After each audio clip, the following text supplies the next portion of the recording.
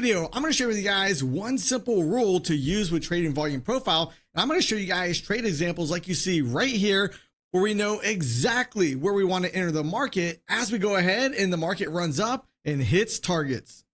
So now let's dive into the fun stuff. Let's talk about what we need to know first before we can look for trades like I just showed you guys in the beginning clip. Now, when we're dealing with volume profile, if you've watched any of my analysis videos in the past, I'm always talking about value area low, point of control, and value area high.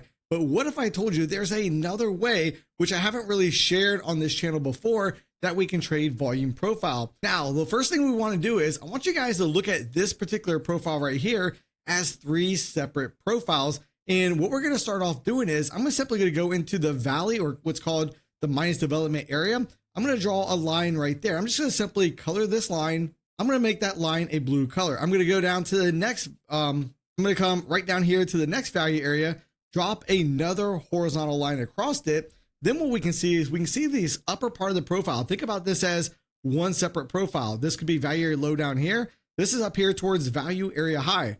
Point of control, the highest amount of volume would be right in this range. Then when we look at the middle section, we can see just like we talked about with the upper section, this will be value area high. This will be roughly the point of control. This could be value area low. Then for the third section, I'll go from the blue line, probably all the way down here towards, this area here, or even all the way at the very, very low. So for that example, I am going to go ahead and put it all the way at the low. Now, what I want to do is think about it like this.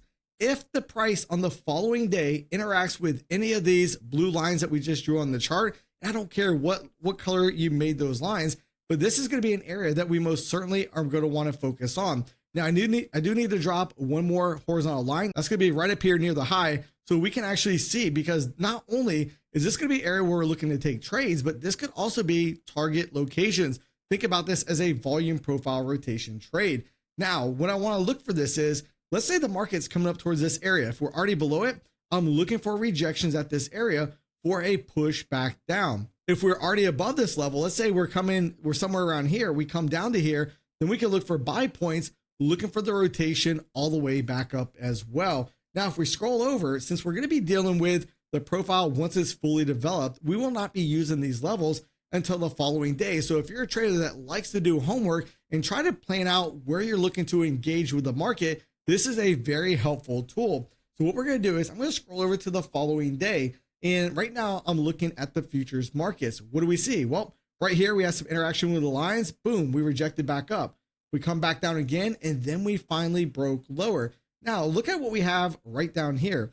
As we came down to the next area where that blue line is, which we drew from the previous day's volume profile level, this would be an area where I'd want to look for some type of reversal pattern. You can see we had a big candle down. We had an inside day, and then this candle right here had a wick on it. And the clip that you saw in the beginning of this video, that is where we entered the market once we were breaking the top of this candle. And look at the reward to risk ratio on this type of trade. We can put our stop right below the bottom of this wick, but we're trying to make all the way back up towards the next blue line. So we don't have to be right 90% of the time in order to make money. If we actually look, if our entry price was, let's say right here, we go ahead and drag this out to our target location.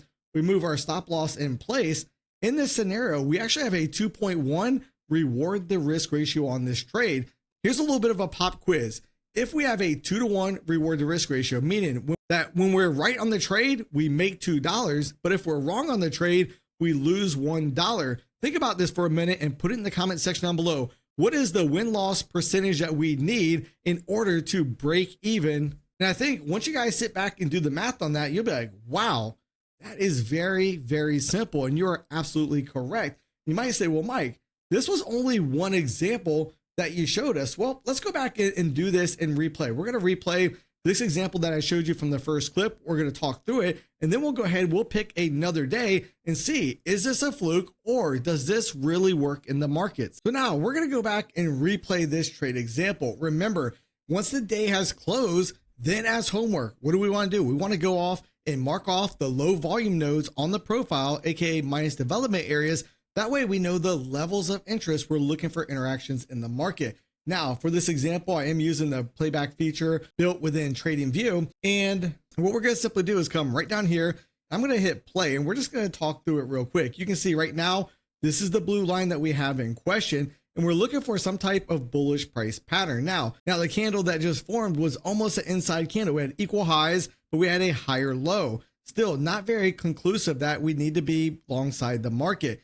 Then we see a nasty red candle to the downside, but now look what we're starting to form. We're starting to form a wick, and at that point, I can look to start treating this as a hammer type of candle. Then I'm going to go ahead and continue to play. And if we start to take out the high, which we did, we took out the high of that candle, then what we can simply do is come right over here, hit buy. Then from there, we can move our take profit all the way up here towards the other minus development area, aka value area high, and our stop loss will go right below the wick of the candle. So I like to put my stop loss the low of the last two candles. Then we'll just simply hit play and let the market go ahead and do what the market is going to do. And you're going to see we don't really take much heat on this trade. I think we're down roughly $165, but the potential that we have to make, you do not have to be right every single time in order to make money on this style of trade. And again, easy peasy. Now we can look for in these type of locations, we can look for hammer candles. We can look for bullish engulfing candles, or if you have any other type of trade signals that fire off in this general location, that basically is telling us this is a location we may want to get involved in the market, as we do have a very good reward to risk ratio trade setting up. Now let's act like we're in homework mode. We're going to sit there and look at the SPY. I'm going to simply grab the horizontal line. I'm going to drop it right there. I'm going to grab the horizontal line once again, drop it about right there.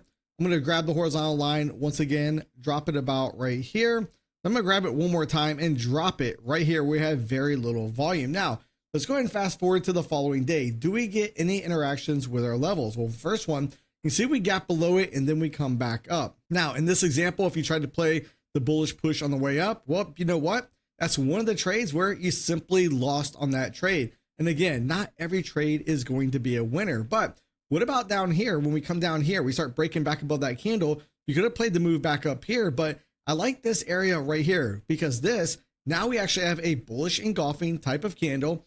Where did we come to? We came right down to our lower level. Then we're looking for the market to, at minimum, come back up towards the next area on the chart. So again, if you already know ahead of time that at this area, I am looking for some type of bullish price action to engage in the market, then it's very easy for you to execute once you see that bullish signal show up. Now you're probably asking yourself, well, Mike, do we go ahead and take a sell signal right here? We had a doji followed by a bearish engulfing candle. Well, if you took this signal, guess what? As we came back up, you would have been stopped out. And then once we had this bullish engulfing candle, we go long to where? Towards the next blue line that we have on our chart. Then we get a reversal pattern right here, which is a shooting star type of candle, which takes us right on back down. Now, unfortunately, we don't make it all the way down towards the bottom of this zone. But if we look over here to the left, we did make it back over to this high volume area. Now, normally, if we start coming into an area of high volume, what I'll do at that point is try to mitigate the risk. If I have multiple contracts on, maybe I take some of those contracts off, or maybe I just simply tighten up the stop loss a little bit, aka move it to break even. That way, if the market reverses off that high volume area, I'm all in the clear. I don't lose anything on the trade except for maybe a little bit of money in commissions. Now, let's go ahead and look at a real-time scenario. The markets are currently actively moving. And one of the things we can do, if you want to use the current day volume profile, you can see right up in this area, we kind of have a minus development area. We draw the blue line. What do we get right here? A small little bearish engulfing type of candle. Play it for the move back down. Bing, we already hit the low. So here is a live example right now as the markets are actively moving, where you could also play this very similar setup on a volume profile that is still in development. However, I want to give you this quick warning. If you are going to play the developing volume profile levels, you'll find that the system tends to be more accurate in the afternoon session once the volume profile has had a good chance to go ahead and develop for the day. Now, this same concept can not only be used to day trade the markets, when we're looking for larger moves in the market. For this case, we'll look at 240-minute candles with a weekly profile along with a composite profile as well. And we come over here and we look, and if we look at where the high came in today, right here, we look over here to the left, what do you see? Right within the minus development area, also right within the other side of this volume profile. So it's no wonder the market started to reverse at that area. Now, when I'm dealing with this, think about this whole area right here as its own profile. So it'll be interesting to see, do we make it all the way back down to the other end of the profile and then potentially try to even go lower from there. The jury's still out. Let me know in the comment section down below. Do you guys think we're going to rotate all the way to the other side of this volume profile? If you guys like to support the channel, you can use my affiliate links below. And if you guys want to learn more about volume profile, watch this video right here.